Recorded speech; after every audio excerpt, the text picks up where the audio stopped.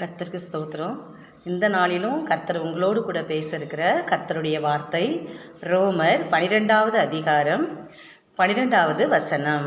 நம்பிக்கையிலே சந்தோஷமாயிருங்கள், உபத்திரவத்திலே பொறுமையாயிருங்கள், ஜெபத்திலே உறுதியாய் தரித்திருங்கள். ஆமென். கர்த்தர் நல்லவர். இந்த நாளிலும் கர்த்தர் உங்களை பார்த்து சொல்கிறாரு, நம்பிக்கையில் சந்தோஷமாயிருங்க. யாரை போல? ஆபிரகாமை போல. நம்பிக்கையில் நீங்கள் சந்தோஷமாக இருக்கும்போது ஆபிரகாம் எப்படி வாக்குத்தத்தம் பண்ணப்பட்டதை சுதந்திரித்து கொண்டாரோ அதுபோல் கர்த்தர் உங்களுக்கு கொடுத்துருக்கிற வாக்குகளை நீங்கள் என்ன செய்யலாம்? சுதந்திரித்து கொள்ளலாம்.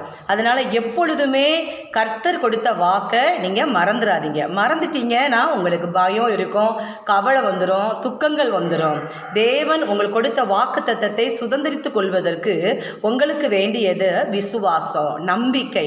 உங்களுக்குள்ளே இருக்கும்போது ஆபிரகாம் எப்படி வயது சென்றாலும் 100 வயது ஆனாலும் கர்த்தர் கொடுத்த வாக்குத்தத்தத்தை அவர் என்ன செய்தார்? சுதந்திரித்து கொண்டார். அதுபோல நீங்கள் நம்பிக்கையில் சந்தோஷமாக இருங்க. ஆபிரகாம் நம்பிக்கையில் சந்தோஷமாக இருந்து வாக்குத்தத்தம் பண்ணப்பட்டதை சுதந்திரித்து கொண்டது போல அன்பான தேவ பிள்ளைகளே, நீங்களும் எந்தெந்த காரியத்திற்காக நீங்கள் தேவனை நம்பிக்கொண்டிருக்கீங்களோ, விசுவாசத்தோடு இருக்கீங்களோ, அதில் தொடர்ந்து விசுவாசமாக இருங்க, நம்பிக்கையாக இருங்க, கர்த்தருக்குள்ள சந்தோஷமாக இருங்க.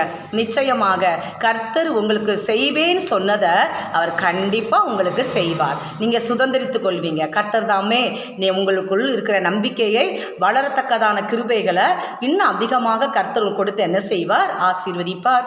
அதுபோல சொல்கிறாரு, உபத்திரவத்தில் பொறுமையாயிருங்கள். யோபுக்கு வந்த உபத்திரவத்தை போல இப்போ வர நம்ம யாருக்கு என்ன செய்யலை? வரலை. ஆனாலும் பாருங்கள், யோபுக்கு வந்த அந்த உபத்திரவத்தில் அவர் பொறுமையாக இருந்ததுனால தான் அவர் இழந்து போன அத்தனையும் ரெட்டிப்பாக என்ன செய்தார்? பெற்றுக்கொண்டார். அதுபோல் அன்பான தேவ பிள்ளைகளே, உங்களுக்குள் இருக்கிற சகல உபத்திரவங்களையும் கர்த்தர் அறிந்திருக்கிறார். உங்களுடைய கண்ணீர், துக்கம், வேதனை எல்லாவற்றையும் அவர் அறிந்திருக்கிறார். யோபை போல நீங்கள் பொறுமையாக இருந்து நீங்கள் ரெட்டிப்பான ஆசீர்வாதத்தை என்ன செஞ்சுக்கங்க? பெற்றுக்கொள்ளுங்க. அதனால் அதை அடுத்து சொல்கிறாரு பாருங்களேன், அடுத்து ஜெபத்தில் உறுதியாக தரித்திருங்கள் அப்படின்னு சொல்கிறாரு. அன்பான தேவ பிள்ளைகளை, நீங்கள் எந்தெந்த காரியத்திற்காக நீங்கள் ஜெபம் பண்ணி கொண்டிருக்கீங்களோ அந்த ஜெபத்தை விட்டு விடாதீங்க, தொடர்ந்து செய்யுங்க. கர்த்தர் அந்த ஜெபத்துக்கான பிரதிபலனை நிச்சயம் உங்களுக்கு என்ன செய்வார்? கொடுப்பார். ஜெபத்தில் எப்படி இருக்கணுமா? உறுதியாக தரித்திருக்கணுமா. ஆமென். அல்லேலூயா. தானியேல் பாருங்கள், இதை நம்ம தானியேலை கூட நீங்கள் நினச்சி பார்க்கலாம். அவர் ஜெபத்துக்கு விரோதமான எத்தனையோ போராட்டங்கள் என்ன செஞ்சிச்சு? வந்துச்சு.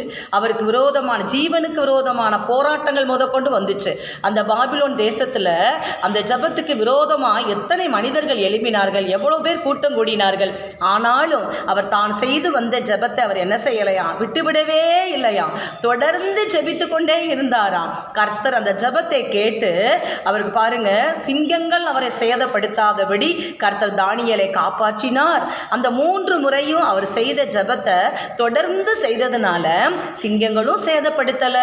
அடுத்து பார்க்குறோம், அவருக்கு விரோதமாக எழும்பின மனிதர்களாலும் ஒன்றும் செய்ய முடியலை.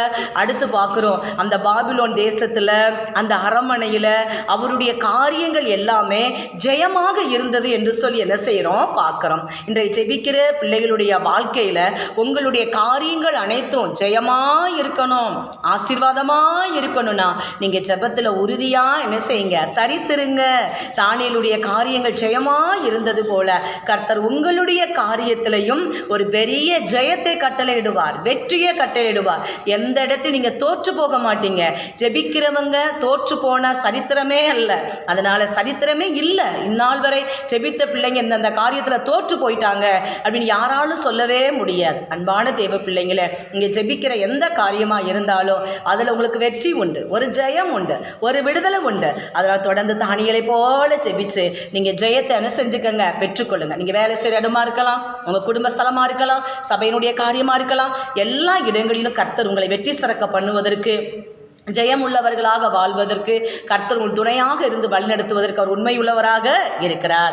அதில் இந்த காலை வேளையில் கர்த்தர் உங்களோடு பேசுகிற அந்த வார்த்தை நம்பிக்கையில் எப்பொழுது என்ன செய்யுங்க, சந்தோஷமாக இருங்க.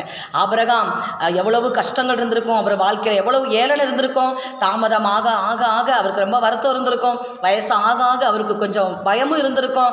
ஆனாலும் தேவன் சொன்ன வாக்கு தத்தத்தை நம்பி சந்தோஷமாக இருந்தார். அதனால் ஆபிரகாம் வெட்கப்பட்டு போகவே இல்லை.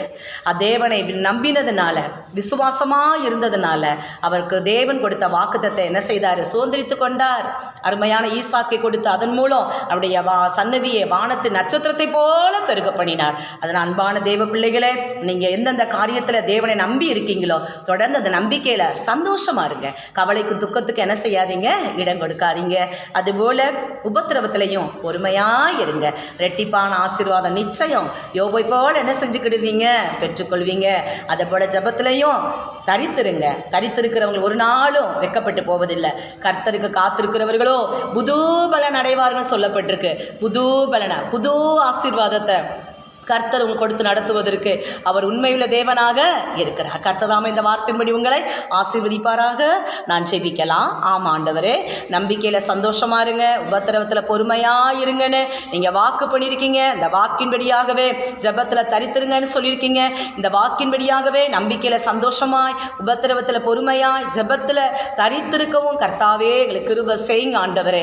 ஆண்டவரே, இந்த 3 காரியங்களிலும் நாங்கள் உண்மையாக இருந்து வாக்குத்தத்தம் பண்ணப்பட்டதை நாங்கள் பெற்றுக்கொள்ளவும், இரட்டிப்பான சுதந்திரத்தை நாங்கள் அடையவும், அதுபோல எங்களுடைய காரியங்கள் அனைத்தும் ஜெயமாக இருக்கவும் நீங்கள் கிருபை செய்யுங்க. உங்களுடைய பலத்த கரத்தில் எங்களை ஒப்பு கொடுக்கிறோம் சாமி.